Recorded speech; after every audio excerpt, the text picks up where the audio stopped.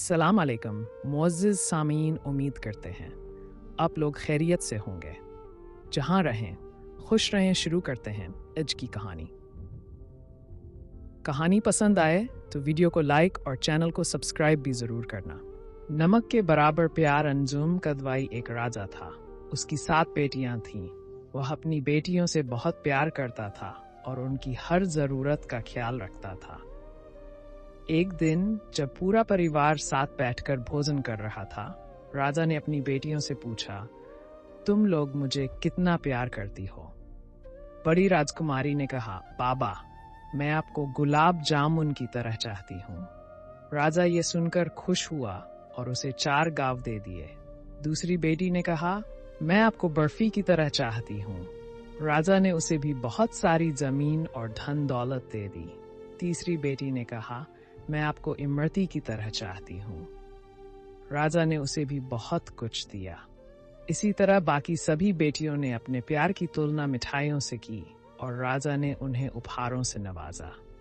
अब बारी आई सबसे छोटी बेटी की।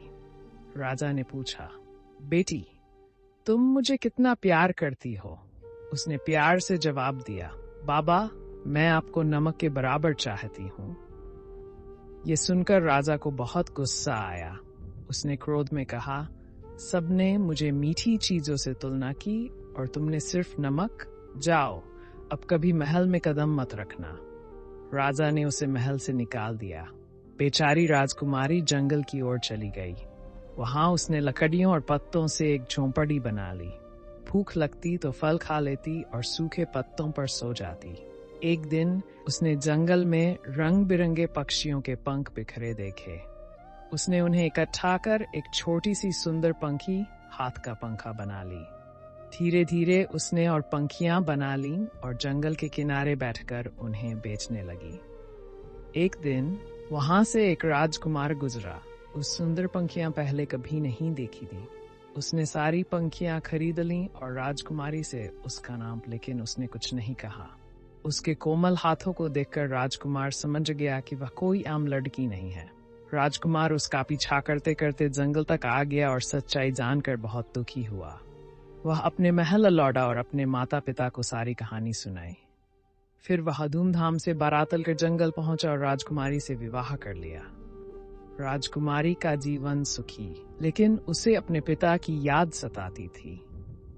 एक दिन उसने राजकुमार से कहा कि वह अपने पिता और परिवार को भोज पर बुलाना चाहती है। राजकुमार ने भव्य दावत का इंतजाम किया, लेकिन राजकुमारी ने कहा, अपने माता पिता और बहनों के लिए भोजन मैं खुद बनाऊंगी। राजा और उसकी बाकी बेटियां दावत में पहुंची। जब राजा ने पहला निवाला लिया तो खाना बिल्कुल फीका था, उसमें नमक ही नहीं था। उन्होंने दूसरी डिश चखी, वह भी बिना नमक की थी। राजा गुस्से में आ गया और बोला, मुझे यहाँ बुलाकर ऐसा बेस्वाद खाना क्यों खिलाया गया? तभी राजकुमारी ने अपना नकाब हटाया और कहा, बाबा, जब मैंने कहा था कि मैं आपको नमक के बराबर चाहती हूँ तो आपने मुझे घर से निकाल दिया था। आज बिना नमक का खाना खाकर आपको एहसास हुआ कि नमक के बिना स्वाद नहीं आता। राजा को अपनी गलती का एहसास हुआ।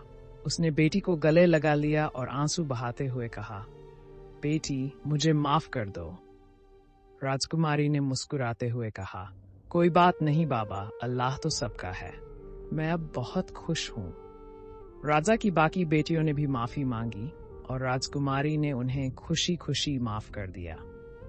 इस तरह उसने अपने परिवार को उनकी गलती का एहसास दिलाया और सिखाया कि नमक जितना छोटा होता है, लेकिन उसके बिना कोई भी भोजन अधूरा रहता है। वैसे ही सच्चा प्यार शब्दों से नहीं, उसकी गहराई से आंका जाता है।